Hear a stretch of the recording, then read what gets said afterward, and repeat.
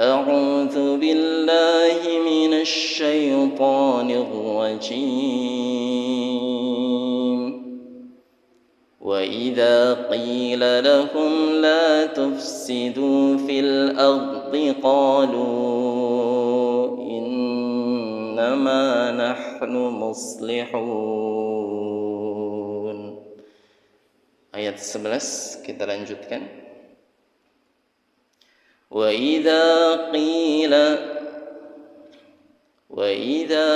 fathah bertemu dengan alif, maka hukum bacanya adalah mad tabi'i. Panjangnya satu alif atau dua harkat, dua ketukan. Qila kasrah bertemu dengan ya sukun,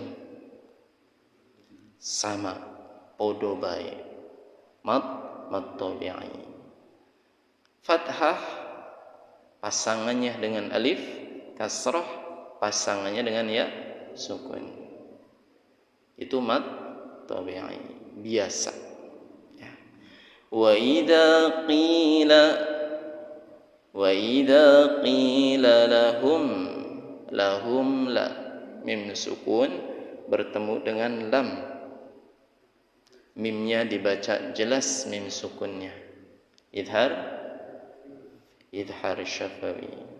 Apabila ada mim sukun bertemu dengan selain huruf mim dan ba, maka disebut hukum bacanya idhar syafawi. Mim sukunnya mesti dibaca jelas.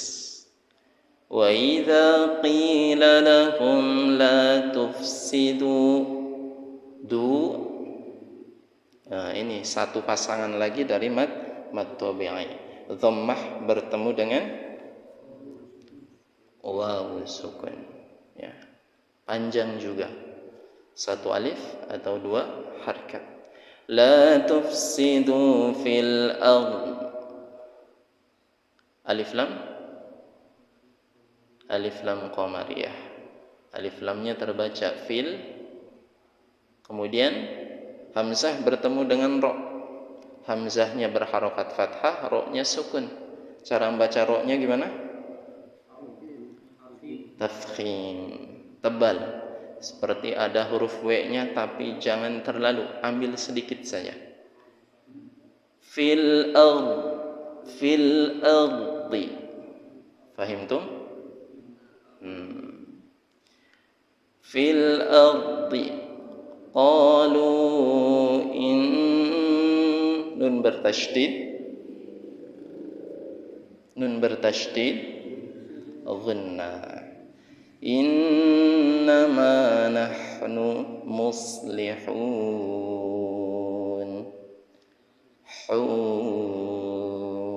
mad arid lis sukun. Diamalkan ya.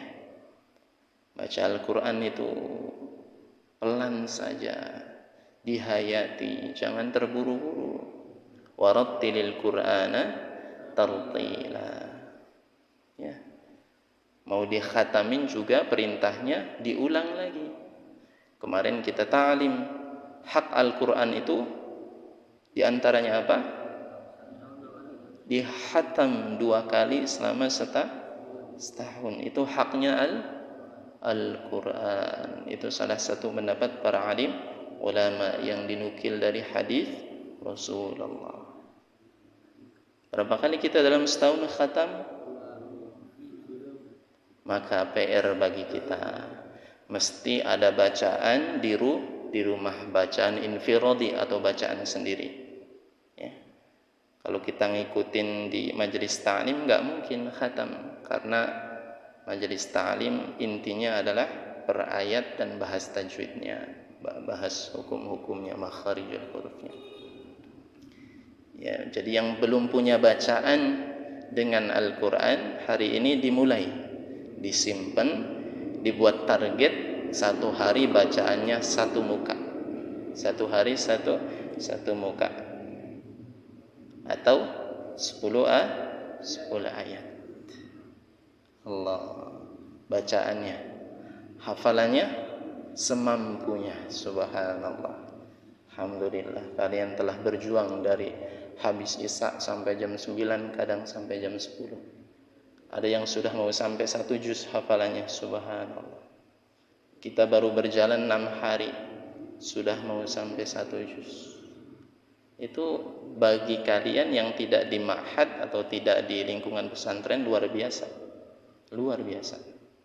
Bahkan di pesantren biasanya itu targetnya 1 hari 1 muka. 1 hari 1 muka. Jadi kalau 10 hari berarti setengah juz. Kalau sebulan biasanya 1 juz mesti mungkin atau lancar. Kalian baru 6 hari ada yang sudah mau sampai 1 juz. Subhanallah. Dahsyat. Tapi yang terpenting adalah kualitas. Dijaga hafalannya dengan apa? Dengan dimurnikan hatinya. Apa murni itu hatinya? Tawajjuh ilallah. Hatinya itu tawajjuh kepada Allah. Jangan pernah diisi maksiat. Kenapa? La talbisul haqqa bil batil. Tidak akan mencampur antara hak dan batil. Kalau di hatinya ada maksiat, maka hidayah akan hilang. Sebaliknya di hatinya ada hidayah, kita jaga betul-betul. Insyaallah maksiat tidak akan masuk. Yang penting adalah kualitas. Alhamdulillah. Wa idza qila wa idza dan apabila qila dikatakan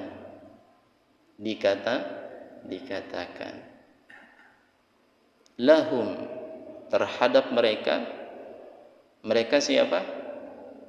Masih sambungan dari ayat sebelumnya, al-munafiq alladzi fi qalbihi nifaq, orang-orang munafik. Asbabun nuzulnya adalah al-munafiq, orang-orang munafik Madinah. Dan apabila dikatakan kepada mereka, la tufsidu, la janganlah, tufsidu fi'lun nahyi, kalian membuat kerusakan. Menurut para alim ulama, maksud daripada membuat kerusakan adalah apa? Fi'lul ma'asi, berbuat maksiat. Jadi membuat kerusakan adalah berbuat maksiat. Karena bertahannya bumi terus berkhidmat kepada manusia atau terus melayani manusia, karena masih ada manusia yang mau sujud pada Allah. Tidak terjadinya kiamat salah satu sebabnya karena ada salah satu manusia yang masih sholat, yang masih taat. Maka setiap hari, menurut hikayah tentang akhir zaman itu, lautan itu setiap hari berdoa terhadap Allah, ya Allah, bahasa kitanya begini, saya nih udah gedeg dengan perbuatan manusia. Manusia setiap hari maksiat. Manusia setiap hari meninggalkan perintahmu. Manusia enggak dijaga matanya, enggak dijaga omongannya. Manusia saling menzalimi. Maka izinkan saya untuk naik ke permukaan dan melahap atau menenggelamkan semua. Setiap hari itu lautan berkata demikian. Tapi kata Allah, masih ada hambaku yang soleh. Pun demikian, Al-jibal atau gunung-gunung berkata demikian. Gedeg, bosan, marah karena perbuatan manusia. Tapi kata Allah, masih ada manusia yang taat. Maka berterima kasihlah sebenarnya kepada orang-orang yang mau sujud kepada Allah, kepada orang-orang yang mau menjaga salat jamaah, kepada orang-orang yang mau datang ke majelis ta'lim. Sedangkan kalian dengan enaknya bilang maksiat-maksiat saya, yang minum khamr duit saya, yang judi duit saya, yang zina badan saya. Maka ingatlah, bertahannya dunia ini karena adanya orang-orang yang taat pada Allah. Karena adanya kalian yang mau duduk di majelis ta'lim, membesarkan Allah, salat jamaah. Sebenarnya mereka mesti berterima kasih. Tapi kita di sini ibadah dalam rangka mencari ridha Allah. Ya. Jadi jangan sampai keluar kata-kata demikian. Orang munafik demikian.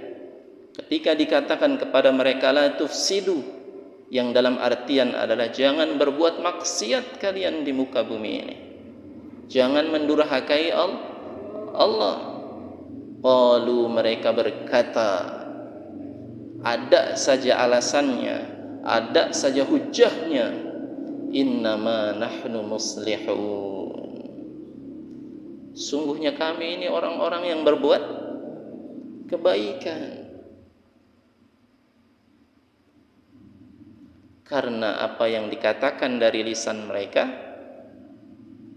berbeda dengan apa yang di dalam hatinya maupun tindakan mereka. Ala innahum humul mufsidun walakin la yash'urun.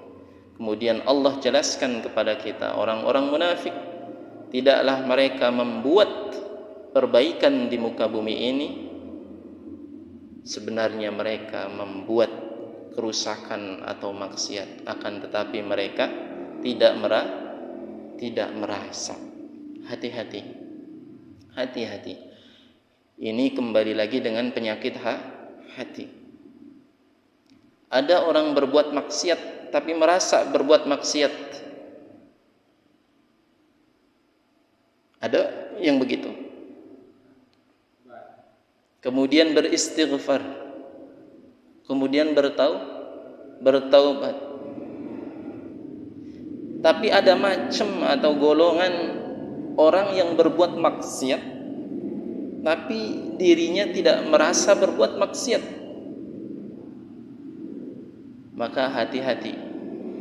Itu tandanya hatinya telah dikunci oleh Allah di tingkatan pengkuncian yang paling atas, yakni tingkatan iqfal, sehingga setiap kali ia berbuat maksiat atau meninggalkan perintah Allah tidak memberikan kesan dalam hatinya kalau dirinya berbuat maksiat.